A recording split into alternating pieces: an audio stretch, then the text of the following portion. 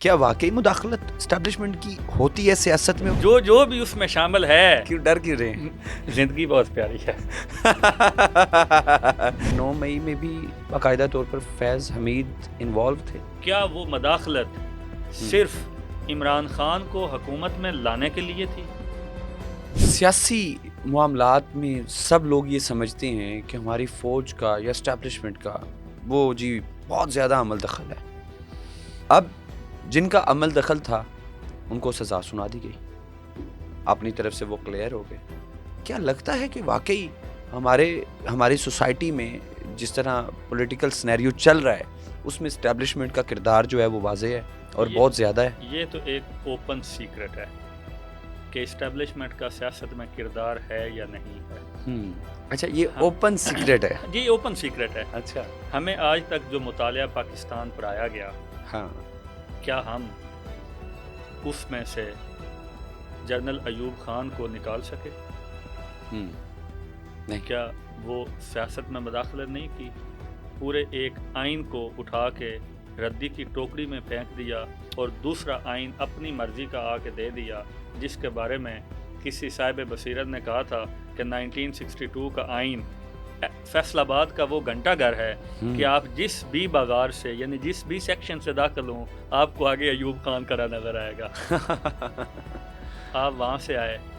General Yahya Khan کی مداخلت کیا کوئی چھپی ہوئی ہے؟ ملک 2 حصے میں کر دیا۔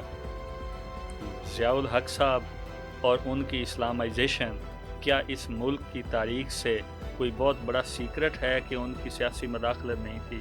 کیا بھٹو کو پھانسی جو ہے وہ کوئی جنات یا فرشتے آ کے دے گئے تھے؟ انہوں نے دی تھی۔ کیا نواز شریف کو الیکٹڈ پرائم منسٹر کو اٹھا کے جیل میں پھینکنا مشرف کا کوئی بہت خفیہ کارنامہ ہے؟ کیا کارگل جیسی وار میں حصہ لینا یہ کوئی خفیہ کام ہے؟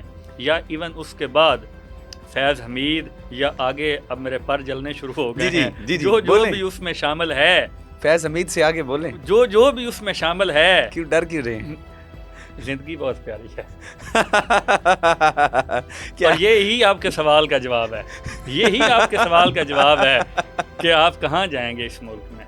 نہیں، سوال میں اور آپ یہاں بیٹھ کر نام نہیں لے سکتے، لیکن یہ کہہ رہے ہیں میں تو لے رہا ہوں، نہیں ہے۔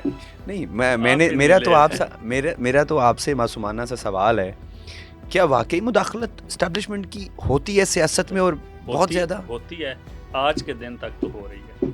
نہیں، یہ جو فیصلہ آیا ہے تو کیا آپ کو نہیں لگتا کہ یہ فیصلہ اس لیے سنایا گیا ہے کہ کلیئر کٹ ہو جائے جی کہ فوجی مداخلت نہیں ہے، اسٹیبلشمنٹ کی اتنی سیاست میں مداخلت نہیں ہے؟ جو اسٹیبلشمنٹ یا جو بھی کوئی خفیہ ادارہ یا فوج جو ہے یا فوجی آفیسر جو ہے سلیکٹیو کے نام، جن میں فیض حمید کا ظاہر سی بات ہے ہر شخص جو ہے وہ نام لے رہا ہے، جو بھی سیاست کے اندر یعنی کہ استعمال ہوگا یا سیاست میں اپنی مداخلت کرے گا اس کا فیلڈ کورٹ مارشل ہوگا، اس کا فیلڈ جنرل کورٹ مارشل ہوگا۔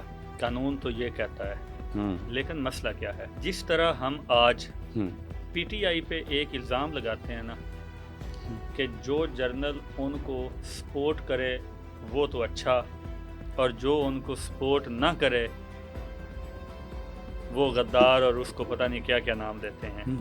بالکل اسی طرح ہم آج یہ کہتے ہیں کہ وہ جج اور وہ جرنل جنہوں نے ہمیں سپورٹ نہیں کیا ان کا تو آپ فیلڈ جرنل کورٹ مارشل کریں، اور جو ہمیں سپورٹ کر رہے ہیں ان کو آپ کچھ نہ کہیں۔ سپورٹ ہوتی ہے؟ بالکل۔ کیا لگتا ہے کتنی ہوتی ہے؟ کس لیول پہ ہوتی ہے؟ میکسیمم نہیں، یہ آج بلکہ ریسنٹلی ایک خبر گردش کر رہی تھی کہ اڈیالہ جیل کے اندر سے ایک باقاعدہ پیغام آیا کہ فوج کے حوالے سے جو بھی کوئی فیصلہ آئے، جو بھی چیز آئے، کوئی اس کو فوج کے خلاف یا کوئی بھی ایسی بات نہ کرے۔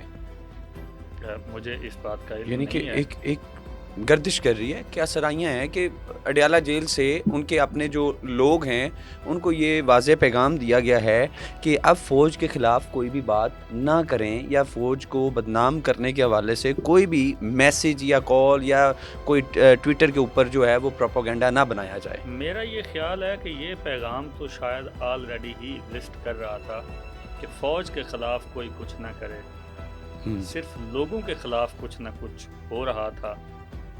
اب شاید آپ کی بات ٹھیک ہو کہ اس کو بھی روکنے کے لیے کوئی انسٹرکشنز آ گئی ہوں, لیکن میرے پاس ایسی کوئی بات. تو کیا لگتا ہے یہ ایک پراپر گراؤنڈ بنائی جا رہی ہے کہ پہلے ابھی چونکہ ابھی ایک کلیئر کٹ چیز بتا دوں کہ یہ ابھی فیلڈ جنرل کورٹ مارشل جو ہوا ہے اس کے بعد یہ 14 سال کی قید بامشقت سزا سنائی گئی. ابھی اور چیزیں آنی ہیں جس میں سیاسی مداخلت آ گیا, جس میں غیر قانونی طور پر جو ہے وہ متعلقہ افراد کے چھاپے ہیں یا جن یعنی کہ 2 نمبر چھاپے جسے ہم کہہ لیں. اس کے علاوہ 9 مئی والا کیس جو ہے وہ سامنے آ رہا ہے.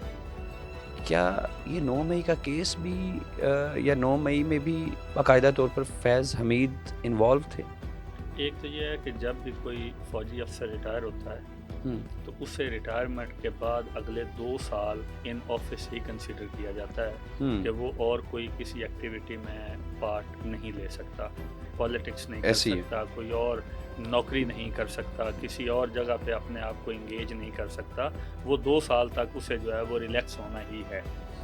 اب اگر آپ یہ کہہ رہے ہیں کہ فیض حمید نے 9 مئی کروایا ہے یا فیض حمید میں نہیں کہہ رہا, یہ کیا سرائی ہے, یعنی کہ کہا جا رہا ہے کہ 9 مئی ابھی آج بھی جو ہے وفاقی وزیر اطلاعات ہیں عطا تارڑ صاحب, انہوں نے ایک بڑا کہا کہ یہ جنہوں نے 9 مئی کیا ہے ابھی یہ تمام اس کڑی کا آغاز ہے, یعنی کہ کڑی کہیں نہ کہیں ملتی ہے نا. یہ بڑی الارمنگ بات ہوگی, بہت الارمنگ, جو ہم شاید ان دیکھے کسی اور چیز کو پریس کرنے کے لیے ہم ادھر سے بہت زیادہ نقصان کرنے لگے ہیں. کدھر سے؟ اگر آپ یہ کہیں کہ 9 مئی انٹینشلی کروایا گیا اور وہ جنرل فیض حمید نے کروایا یا اس کی اسسٹنس سے ہوا, تو دوسرا فریق تو آپ کو کہہ یہ رہا ہے کہ آپ نے خود کروایا ہے, تو فیض حمید تو آپ ہیں. یہ بات کسی اور سائڈ پہ چلی جائے گی. تو کیا لگتا ہے کہ کچھ اس طرح کی طرف بات جائے گی کہ جس طرح ابھی آپ نے کلیئر کٹ اشارہ دے دیا, بات کلیئر کر دی کہ اگر وہ کہتے ہیں کہ 9 مئی آپ نے خود کروایا اور اس میں فیض حمید اگر انوالو ہوتے ہیں تو پھر ان کا جو مدعا ہے وہ بھی بالکل درست ہے. فیض حمید کو پولیٹکس میں مداخلت کرنا یہ تو آج ثابت ہو گیا نا. ایسی ہے, آپ نے یہ ثابت کر دیا کہ فیض حمید سیاست میں مداخلت کرتا تھا اور اسی مداخلت کی بنیاد پر آپ نے اسے سزا دے دی. اب وہ والی مداخلت اس نے کتنی بار کی, کس کے لیے کی, کب کی, کیا وہ مداخلت صرف عمران خان کو حکومت میں لانے کے لیے تھی, کیا وہ مداخلت عمران خان کو حکومت سے بھجوانے کے لیے بھی تھی, کیا وہ مداخلت نواز شریف کو اور ان کی جماعت کو NRO دینے کے لیے بھی تھی, کیا وہ مداخلت پولیٹیکل سکور سیٹل کرنے کے لیے بھی تھی. تو آنے دے سب کچھ عوام کے سامنے کہ وہ مداخلت کب تھی, کس کے لیے تھی, کیوں تھی اور کیسے تھی. ہم نے دیکھا البتہ سپریم کورٹ نے کہہ دیا تھا کہ جو فیض آباد دھرنا ہوا تھا والا, اس میں بھی اشارہ انہی کی طرف آیا تھا, فیض حمید کے, یعنی کہ جو فیض آباد دھرنا ہوا ایگزیکٹلی تحریک لبیک والا, کہ وہ بھی صاحب مصروف نے ہی اس کا اشارہ کیا ہوا تھا.